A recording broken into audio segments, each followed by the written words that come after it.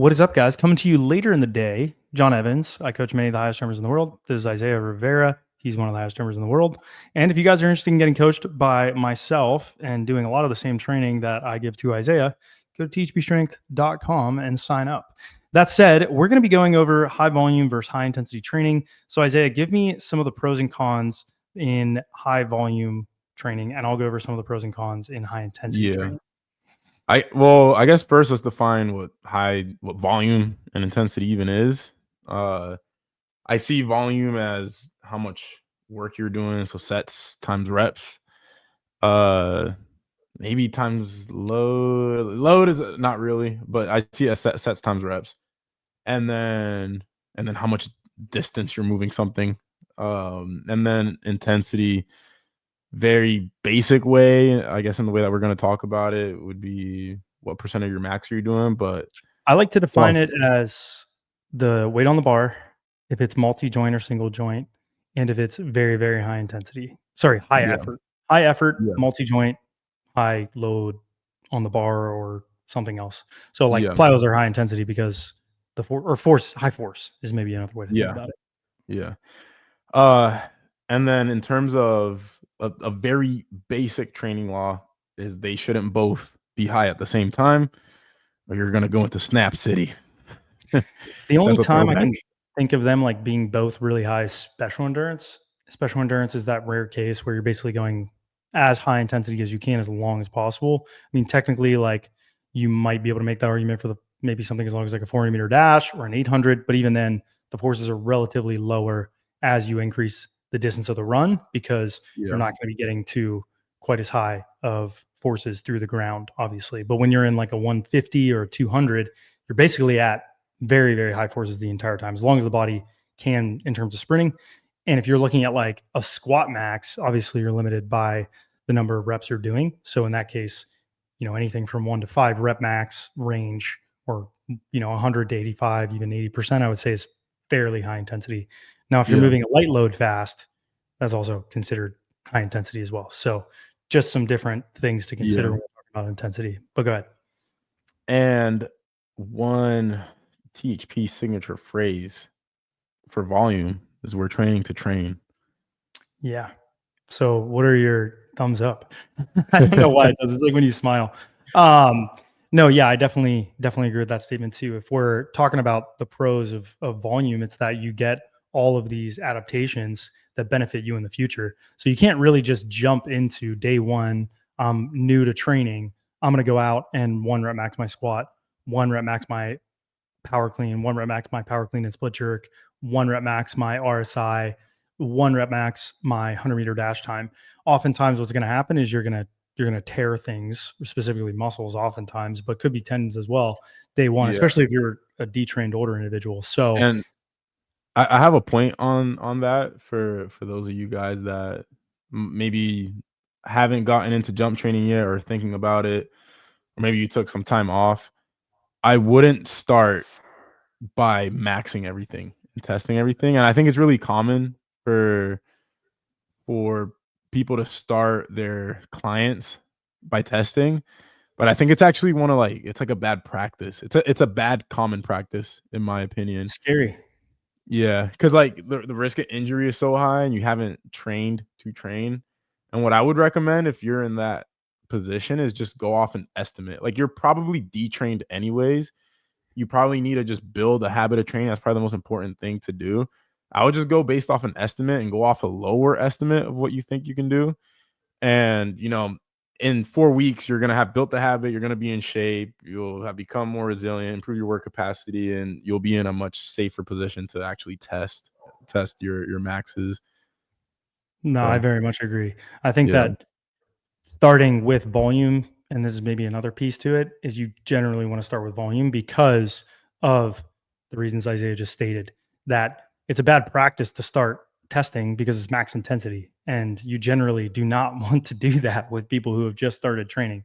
So definitely advise you to, in any case, whether it's someone training for bodybuilding, distance running, sprinting, jumping, doesn't matter. Start with relatively high volumes and very low intensities. Even in weightlifting, Advanced New Guard would start with like the bar by 20 reps of power Yeah. snatch, full clean, split jerk. He would write a full program, and you would see people with, those change plates on the bar, weights on the bar, but their volumes would be way higher than anything that we would program in like a standard jump workout. But it made sense because they're only training 2 lifts, and that's a really fundamental time to be able to develop a lot of those adaptations that they're going to need before they go into higher intensity work. And he would do that for months. I mean, I'm talking like 1, 2, 3 months. I remember this girl, Leah, 3 months in, maybe got to doing sets of 8 with the greens on the bar in a front squat. And most of the time, she was just focusing on learning the movements, mastering the pull, mastering each technical aspect. Some people get burnt out by weightlifting because it's so specific in the nature of like you're just doing a lot of the same movements or derivatives of the same movements. Even if it is like a snatch balance, it's still basically a snatch. Yeah. And she spent a lot of time doing that before she got into month 4, 5, and 6, where intensity really started to climb up. And I thought it was an interesting way to frame it because, we don't really do that too much with what we do because I think the risk is really high if we were to have guys do. It's very hard to have good quality technical work without high intent in what we do, right? They follow each other. You really can't have good technique at low intent. It's like as intensity climbs up, technical aspects also increase in complexity and also specificity and, the adaptive reserve. So I think when you're looking at volume for what we do, the benefit of it is really those physiological adaptations. Are you getting tendon adaptations? Are you getting, or at least good tendon adaptations? Are you getting changes to the muscle that we want to see? For Yeah. example, maybe you're getting more proteins, maybe you're getting more connective tissue, maybe the bones are even seeing adaptation as a result of bone density going up, and then your chance of breaks go down. Like it really is kind of material science, and we're trying to build better materials so that we can train at intensity. And I think a lot of the time people want to lean into just intensity with jump training, and they don't realize that should really be reserved and saved for elite athletes that can handle intensity. And maybe the caveat to this, or an interesting way to do it, is like Milo and the Bull, and looking at someone like Nate, like Hoop and Nate. He really started with jumping all the time, almost every day. We consider that really high intensity activity, but he weighs nothing. So the forces aren't very high. And remember, that's what I said about intensities, it's forces. So you get a lot of those technical reps, like I was talking about previously in weightlifting, right? That you would not be able to do when you're older because you're forced to have bad technique with low intent. When you're a little kid, you can have high intent and low forces, and you get all that technical reps. And I think that's really the benefit. And then you get all the benefits of volume. You get really solid adaptation to the bones, really solid adaptations to the tendons, really solid adaptations to the nervous system. And then you can build on that in the future.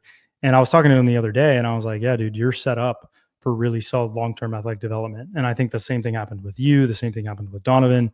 Even Ben Moxness, to a certain extent, he was able to max out his genetics by really focusing on, quality and quantity when he was a kid, and now is focused more on quality and less quantity.